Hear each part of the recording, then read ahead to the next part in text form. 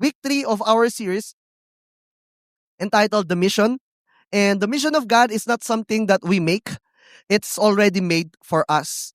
The mission of God, may mga bagay po na, tanong ko po, may mga bagay po bang inuutos sa inyo na napipilitan kang gawin?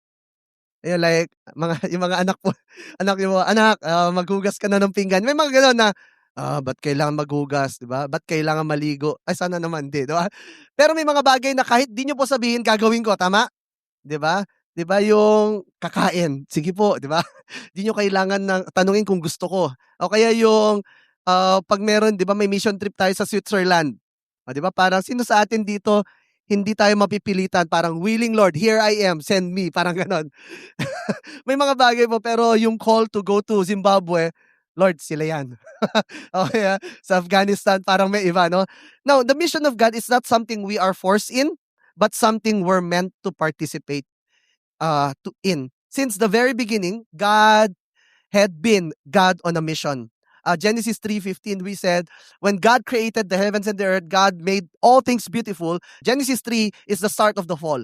Now, kayo mga nagtatanong, bakit may mga bagyo, ba't may calamity? These are the results of the fall. Did God created all of this? No. This is the consequences. It is the result of the fall of man. That's why there are also brokenness, pride, brokenness in everyone, broken relationships. And yet, from the very beginning, God already in his first, they called it first gospel, Genesis 3:15, it says, "I will put enmity between you and the woman, and between your offspring and her offspring. He shall bruise your head, and you shall bruise his heel."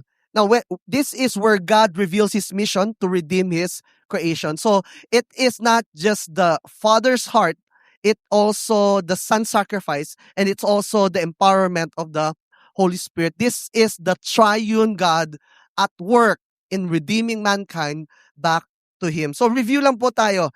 Week 1, we've talked about the Father's heart, the Father's love. The Father's love, this is the driving force for a mission. The mission exists because this is the heart of the Father, to bring back his people to him. He can create a new creation, a new people, but God has been faithful to us.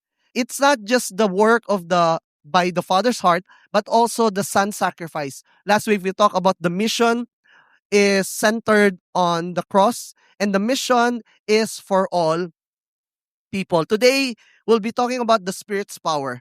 The mission of God may feel like something that is impossible for us to do or participate in, but nonetheless, it should not be overwhelming. This is what the disciples experienced when Jesus was no longer with them. They were overwhelmed with the mission, the task ahead of them. Jesus reminded them of his presence, of God's peace, and his power. Let me say this, that when it comes to the mission of God, we are sent for his purpose in peace and with power. We are sent for his purpose in peace and with power. Open your Bibles with me in John 20. Can I ask everyone to all stand in reading the word of God? In reverence of the word of God, we'll read in John 20, verse 19 to 22. Let me just read. On the evening that day, the first day of the week, the doors being locked where the disciples were for fear of the Jews, Jesus came and stood among them and said to them, "Peace be with you." When he said this, he showed them his hands and his side. Then the disciples were glad when they saw the Lord. Jesus said to them again, "Peace be with you. As the Father has sent me, even so I am sending you." And when he had said this, he breathed on them and said to them, "Receive the Holy Spirit." This is the word of the Lord. Let us pray. Father, we thank you that this day is a day that you have made. We can rejoice and be glad. Lord, we receive your peace, embrace your call, and the empowerment of the Holy Spirit.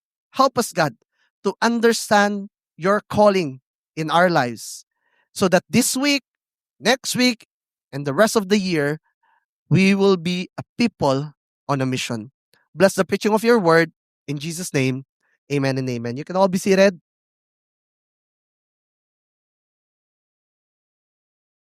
Meron po dito, I don't know kung nakita nyo, wala, hindi na ako nagpalagay ng photo. Baka mamaya, okay? May, alam niyo po ba yung trend ngayon, yung, yung 2016 photos? 'Di ba? Yung parang, this is how it started. Yung mga ganun, this is how it started, and this is now how it's going. When you look at the the things that God has started, He started the mission not when Christ came, but the mission started from the very beginning in Genesis. And this is now how it's going. I've talked about kanina yung parang if you come to a place na you are overwhelmed with the task. Meron ba dito mga nag-work tapos binigay sa'yo pagpasok ng taon? 'Di ba? Yung mga hello sa mga accountant. 'Di ba parang malapit na yung ramdam ko po yung mga ibang leaders po na pagdating ng April, naku, hindi mo sila makausap na. Para pag kamusta ka?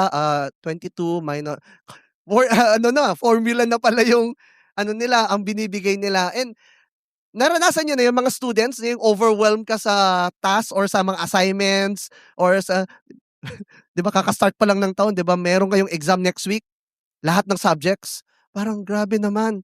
O kaya mga parents dito overwhelmed ka sa mga sa mga assignments ng anak, ikaw kasing gumagawa, eh. Overwhelmed or paparating yung exam or yung mga babayarin, overwhelming. Now, let me just go back for a while. Prior to this scene, Jesus was on a mission. And his mission, he came to seek and save the lost. It was very clear.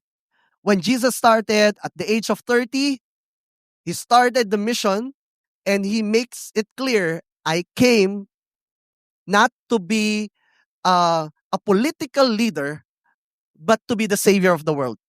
He came with a mission in mind. I came not for those who are being fed, I came for those who are hungry. I came not for those who are healthy, I came for those who are sick. So he came to seek and save the lost. And many people started with few crowds, and then eventually, kasi po mga tao nakita na naging rockstar na si Jesus, icon siya, na yung pinag-uusapan, hashtag, 'di ba, a miracle worker, 'di ba? Hashtag, 'di ba? Jesus of Nazareth. So he has been the talk of the town because he healed people, he he cast out demons, and he performed miracles. Sino po ba sa inyo gusto nyo ang small group leader nyo na pa-perform ng miracles, di ba? Pagdating nyo sa McDo, di ba, wala tayong makain, huwag kayong mag-alala. Tapos may 2 fries lang, nag-pray, biglang, di ba, 2 bucket. Okay, ayaw nyo? Ayaw nyo na small group leader na yun? Na-pressure yung mga small group leader na, Lord, kailangan ko. Di ba? Mga parents, gusto nyo ba yun? Yung 2 lang yung chicken, tapos pang 2 dosena na pamilya? Di ba? Gusto po natin yun. Now, could you imagine people healing, miracles here and there? That's why many crowds, not disciples, many crowds started to follow him. Because it doesn't mean that you're following Jesus, doesn't mean that you are a disciple of Christ. Many people started to following Jesus because they need something from him, not because they want him. But now, Jesus knew about the crowds, but he is more about the disciples. And many people were happy, but there are a group of people who were not happy. Those are the Pharisees, the Sadducees, and the teachers of the law. And they connived and made an arrangement with whom? A disciple named Judas, di ba? Sa atin, pag pinangalanan ka ng Judas, parang, ha? During the time, Judas, the name Judas Iscariot is very common. Parang Paul, parang Julius. Hindi common para Julius. Parang Ben, ganun. Common po. But for Judas, he betrayed Jesus. And that week, ito, before this prior sin, that this week alone, before this sin, the disciples experienced, they fled because out of fear, and many of them maybe out of frustration and more on blaming themselves. For Peter said that, Lord, I will never deny you. You know what happened? Peter denied Jesus how many times? 3 times.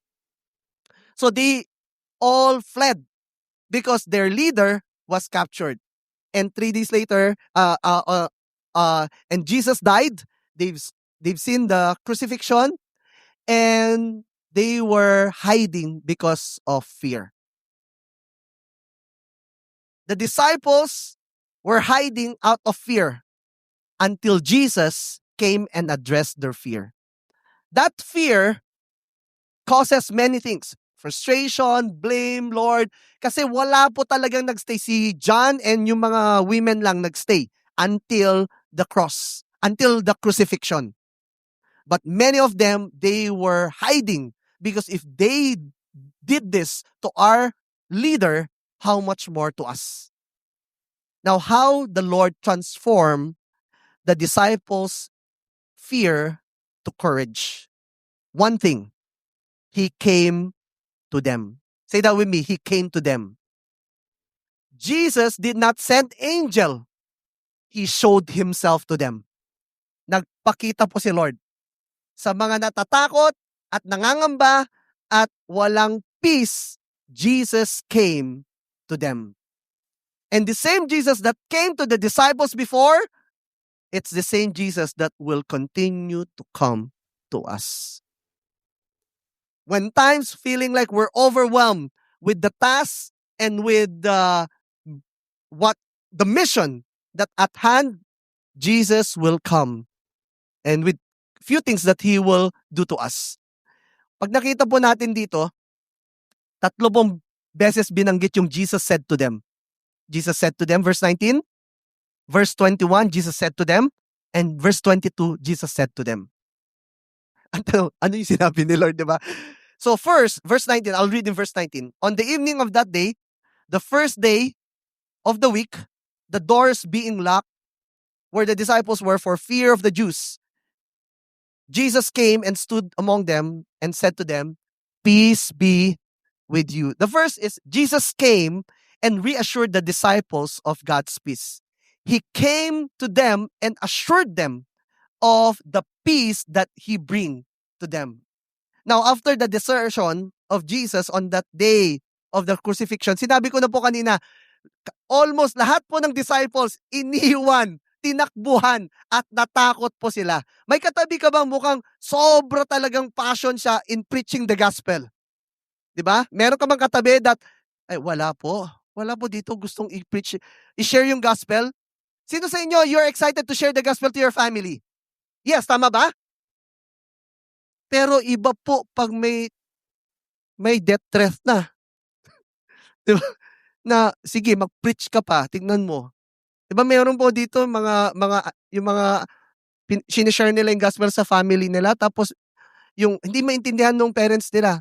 Sabihin mo pa yan, hindi ka na namin papauwiin dito sa bahay. Ito, mga kapatid, hindi papauwiin sa bahay, papatayin sila. And that's why they were fearful.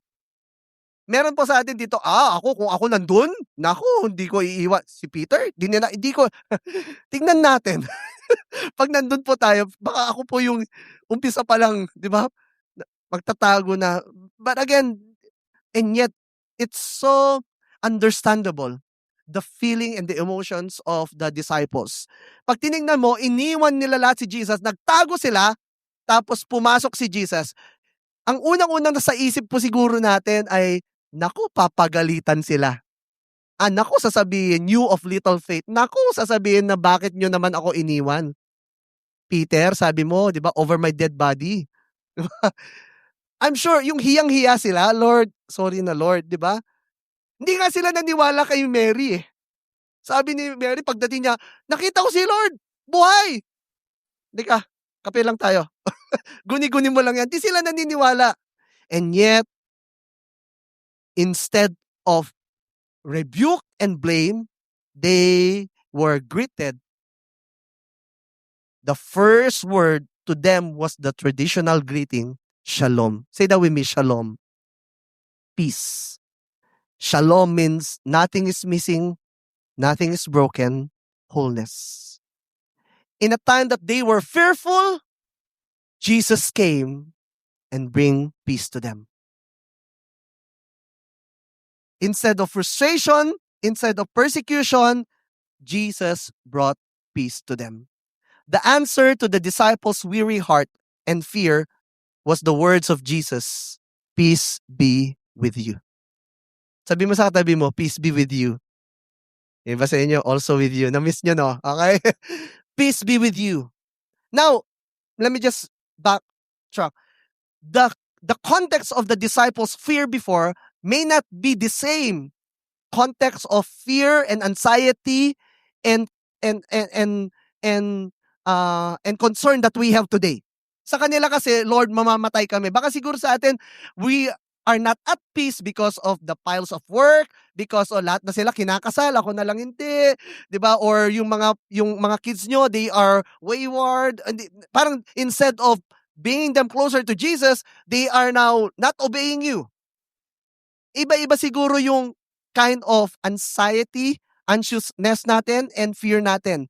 But it might be different from the disciples, but it's the same words that Jesus came to them and gave peace to them. It's the same words that Jesus will give to each one of us. Peace. Let me say that the basis for all our peace is found in the person and work of Jesus Christ. You cannot receive your mission until you first receive His peace. You cannot be sent unless you are settled. Jesus came not just so that you will be a messenger of peace. He came so that first of all, you will be reconciled back to the Father. You need to have peace with God.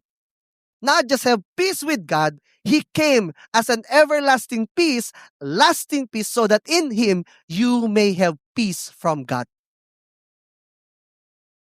Jesus came to give us peace. John 14, prior to John 20, Jesus was reminding them that this world, there will be troubles. And let not your heart be weary. Minsan po, hindi po tayo nababahala pag lahat ay okay. Tama? Pero po pag mga hindi na po natin under control yung mga bagay-bagay, that's the time na Lord, na ano na tayo, nababahala na tayo. But Jesus reminded them, John 14 verse 27 said, "Peace I leave with you, my peace I give to you. I give you. I do not give to you as the world gives. Do not let your hearts be troubled and do not be afraid." The resurrected Jesus came to bring peace. So if you are here, it might not be the same situation by the disciples because of persecution, but if you are here overwhelmed with the task ahead of you, be reminded that in Christ we have the lasting peace. And may that shalom bring calmness to our weary heart and soul. Excited po ba tayo sa 2026? Or iba po sa atin katulad ng iba sa atin na, yes, pero hindi ko po alam. Tama? Hindi ko alam ano mangyayari in the middle of the year. Diba? With all the wars in the world, what will happen? But one thing for sure, God is sovereign and in Him we can find peace. Amen? We can journey this year 2026 because in Him we can find peace. Second, let me just read verse 21. Another Jesus said. So, Jesus said to them, before I'll go to the verse 21, di ko pala nasabi kaninang 9. Nung nakita nila si Jesus, tuwang-tuwa sila. Kasi ganun po, medyo Lord, ikaw ba yan? Tapos sabi ni Lord, it's I. Tapos, lapit kayo. O, hindi na po natin alam, di ba? Close yung door. Napansin niyo po yun? Close yung door. Paano nakapasok si Jesus? Kumatok ba siya? Hindi na po natin alam yun. That is the resurrection. The resurrected Jesus. Very powerful. He can go through any doors. So, nagpakita siya, Lord, alam mo yung, Lord? Jesus? So, ang sinabi niya sa kanila, come. Nung nakita nila, hinawakan nila siya, tuwang-tuwa sila. You know, in the presence of God, there will always be joy and gladness. That's why even if we live in a fearful world, knowing the presence of God is with us, including Cinema 3, the presence of God is with you, at hindi lang po confined dito sa cinema to, Kahit lumabas po tayo, God is with us. That will gives us assurance and give us gladness and joy and peace. Amen? Palakpakan naman natin si Lord. Now, the second Jesus said to them is that, peace be with you. Binalik niya, peace be with you. As the Father has sent me, even so I am sending you. Jesus commissioned the disciples for God's purpose. He did not just came and gave them and reassured them of God's peace, but he commissioned them of God's purpose. He gave the disciples a mission to continue his work on this earth. This was the commission to do what Jesus had already prayed for. In John 17, verse 18, in John 17, Jesus prayed for the church, prayed for the disciples, and one of his prayer is that, as you sent me into the world, in verse 18, I have also sent them into the world. Jesus connects his mission to ours. The Father sent me for a mission, and now I am sending you with that mission.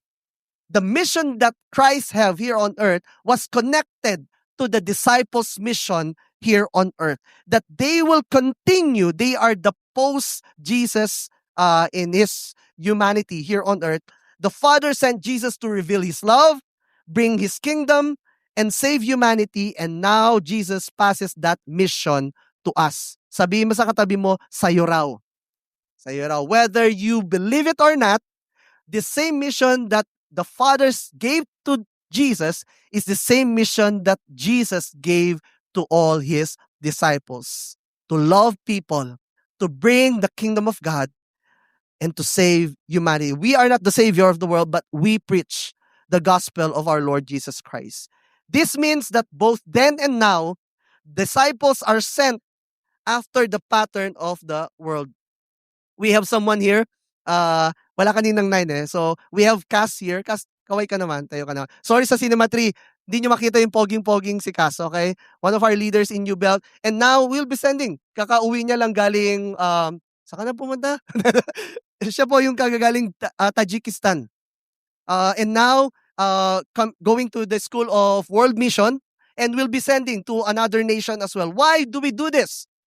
Are they the only one being sent? No. Hindi lang po sila yung sent one or the missionaries.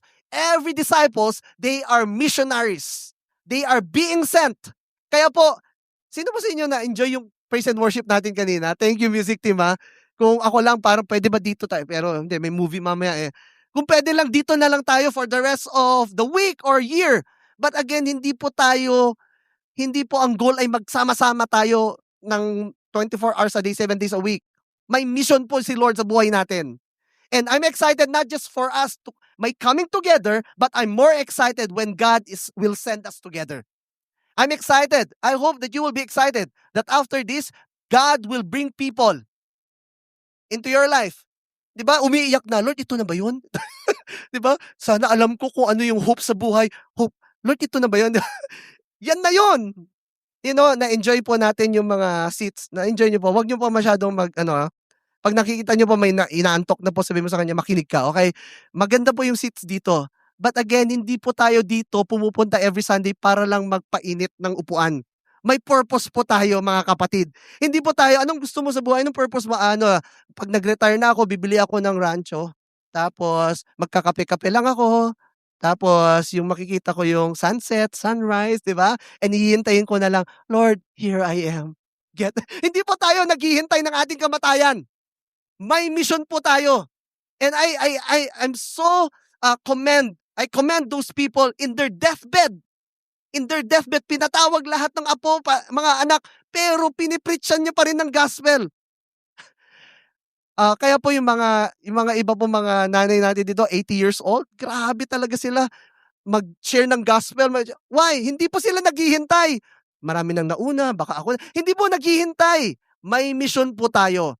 And maybe 10, 20 years, I don't know until when God will say to us, come and enter your Father's paradise. But until then, we have a mission. If your parents, kaway-kaway, you have a mission. You have a mission. First to your children, first to your family, and also to your community. If you're a student, hindi ka lang pumasok dyan para makakuha ng degree. You have a mission. If you're a doctor, we commend you. You have a mission to every sectors of society. Kaya po, wala pong mas mataas na calling. Hindi po yung pastor, ay grabe, pastor yan. No, every one of us. Imagine nyo po kung lahat tayo nag-preach dito. Eh di wala na nakaupo dyan. Every one of us, God called us differently, but we are sent for the same mission. Amen? And I'm excited where God will bring you and where God will, wag po muna ngayon. Okay, where God will send you and may God use you. So, imagine mo, the disciples and even the enemy thought that they've got Jesus. Checkmate. Tapos ang mission, namatay siya. Even the disciples, hindi po kasi sila nung namatay siya, hindi sila nag-countdown. 2 days to go, 1 day to go. Tapos may party poppers na nakahintay, di ba? Lord, lalabas na yan, lalabas na. Hindi po, nasan sila? Nandun sila nagkukulong, nagtatago. And yet, akala nila tapos na. Alam mo yung, so ano na mangyayari? Ano mangyayari? And yet, Jesus, in their confusion, in their dark times and dark moments, in their Christian walk, Jesus entered the picture. He came to them. They did not went to Jesus. He came to them. Jesus will meet us where we are. He will meet us where we are and He will remind us, anong ginagawa niyo dyan? May mission kayo. And He will remind us that we have a mission to fulfill. Jesus reminded them about the mission. The resurrected Jesus reminds us that the mission of God continues. And He said, just as the Father has sent me, so I'm sending you. And we know how the Father sent Jesus. He sent Jesus with so much assurance, so much commendation, and so much love. Before Jesus did the ministry, the Father commended Him. Matthew 3 verse 17. When John baptized Jesus, when he comes out to the water, a voice that was heard. And the voice said, "This is my Son whom I love." The Father loved the Son even before the Son did the ministry on earth. The Father affirmed the Son. He said, "With Him, I am well pleased." Minsan po, di ba, mga parents po, di ba, pag may nagawa yung anak na maganda, dun pa lang, oy, grabe anak, galing mo. Ito, wala pang ginagawa si Jesus. I am pleased with Him. I love Him. The same commendation and assurance that the Father has with Jesus is Jesus has with you. Before you do His mission, God is commending you. I am well pleased with you. Hindi po pag meron ka, minsan ganun, Lord 10 yung in-invite ko Grabe Lord, no? Hindi sasabihin ni Lord sa'yo, grabe, dahil dyan, mahal kita. No, mahal ka na ni Lord bago ka pa may gagawin. Are you here with me? Before you do something in His kingdom, God loves you. He already said, I love you. And He is already well pleased. Hindi po padamihan. Diba? Next week, Lord, dadaling ko buong barangay. Madala mo, praise God. Kung hindi mo madala, please pa rin si Lord sa'yo. Your worth as a child of God is not based on the fruit of your labor in His kingdom. Are you here? Kaya po, sana hindi po pressure. It should be a pleasure. Lord, grabe ako, Lord. I-save mo nga lang, okay na. Pero gagamitin mo, that is already a privilege. So for you, you are not an accident wandering through life. You were sent, commissioned with divine intentionality. We are made for a mission, and you have a mission to fulfill. And last Jesus said, and when Jesus said this, He breathed on them and said to them, verse 22, Jesus breathed on them and said to them, ano sabi niya? Receive the Holy Spirit.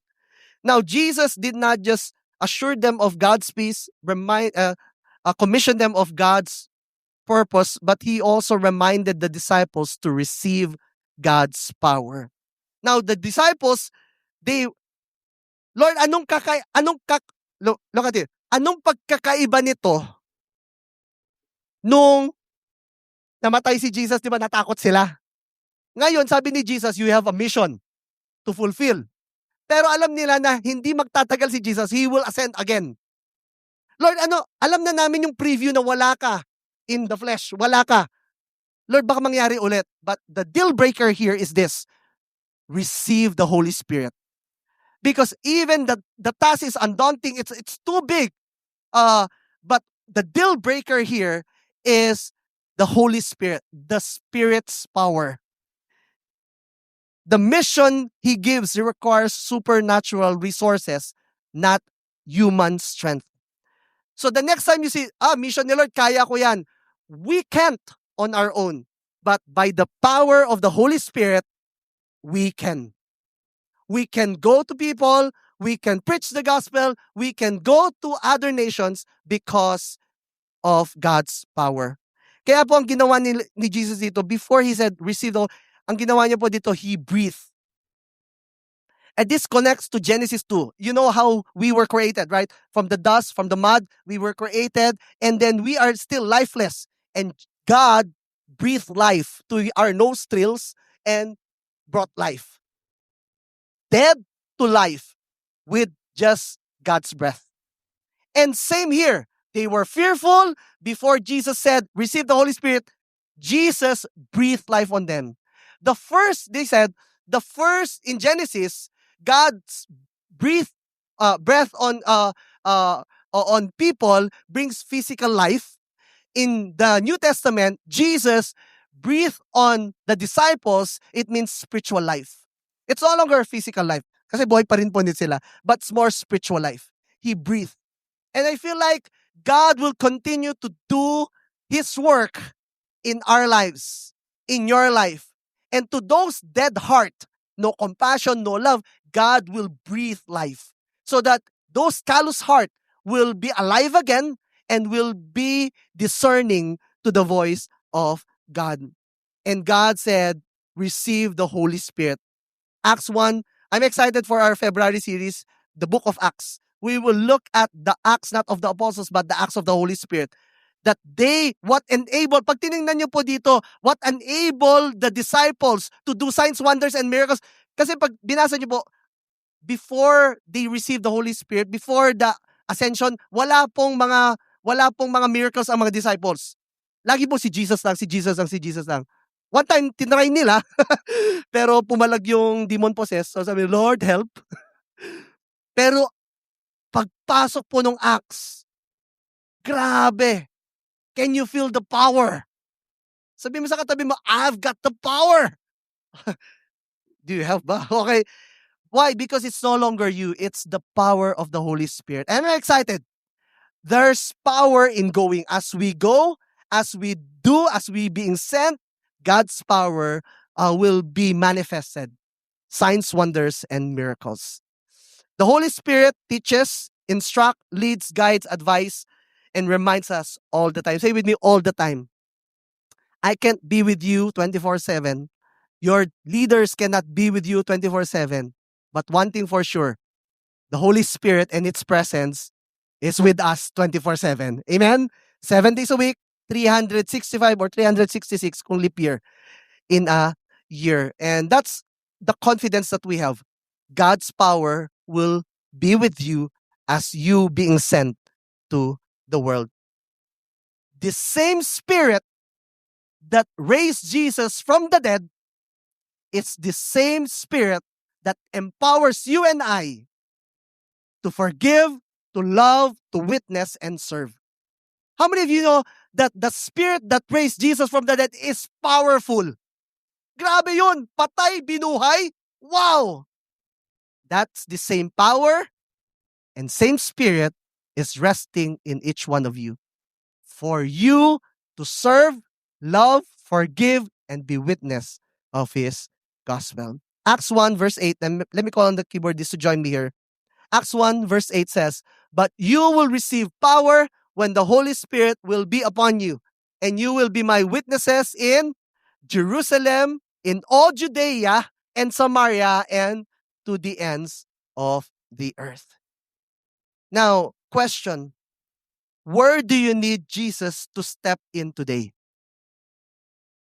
In that moment, they were fearful behind that doors being locked. And Jesus came to them, reminded them of the peace that He has from them. He reminded of the purpose and reminded of God's power. Where do you need Jesus to step in today. Are you overwhelmed by fear? Receive His peace. Peace that transcends all understanding, that will guard your heart and your mind in Christ Jesus. Are you drifting without direction? Ito po yung, anong gagawin mo this week? Di ko alam. Bahala na si Batman. Do you need direction and wisdom? Embrace His purpose. Do you feel weak or inadequate? Rely on His power. I'm excited how God will show Himself to us this week and beyond. If you need the peace that's available in Christ, receive it today. If you need the direction, you are not an accident. God has a purpose for you. Maybe some of you, this is your first time to be in church. God has a purpose for you. And you are sent out also to be witnesses to the world by His power. Let's just all stand.